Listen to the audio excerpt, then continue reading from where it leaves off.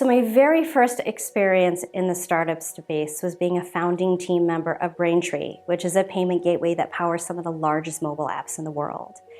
I was employee number 3. I didn't know a lot about tech nor about starting a startup.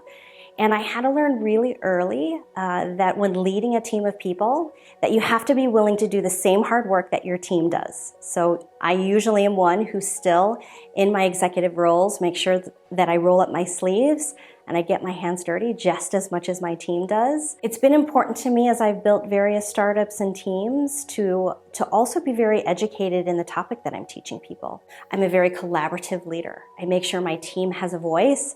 They can have a say in how a process is being created. And I love feedback. I love not being the smartest person in the room. It's important to me that I have other team members that can teach me, but also teach their team members about things that maybe other people don't know. It's important to improve processes that way. One of my favorite quotes is from the Dalai Lama, and he says, "Help people, and if you can't, at least don't hurt them." And being a leader, it's important to me that I'm there to help my team. I'm there to help remove obstacles that they might have in selling, building their business, building their pipeline.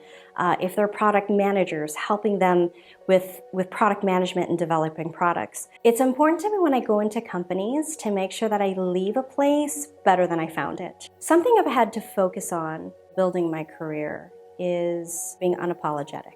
Now that doesn't mean saying I never make a mistake, because I think it's really important to own up to your mistakes. But not only owning up to your mistakes, but making sure the next time you face that challenge, that interaction, that you're making sure the next time you do that, you don't repeat your same mistakes. I've been lucky enough in my almost 15 years in tech to have been part of 5 different payment startups. I've also had 4 successful acquisitions. So being a mom in tech, there's a lot to juggle. You've got the typical 9 to 5, which is just working, building your career, building a technology startup. And then after 5, sometimes it's later than 5, you have mom life. You have little kids to raise, and I raised 3 children in tech. I've got my oldest is 24 and my youngest is 5. And I'm very lucky in that the career that I chose is actually something I have a passion for. I really love teaching entrepreneurs about payments. I've helped really small companies, but I've also helped some startups that have become some of the largest mobile apps and e-commerce companies in the world.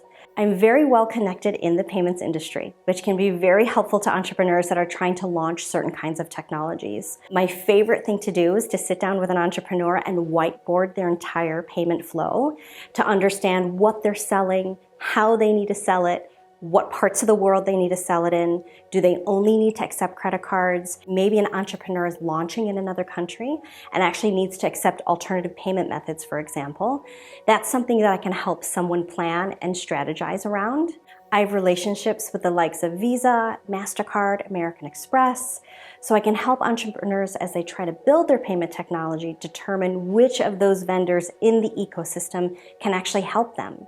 I'm an expert in payment technology, so I've helped companies like Uber, Airbnb, Hotel Tonight, Poshmark build their mobile app around payments since their inception.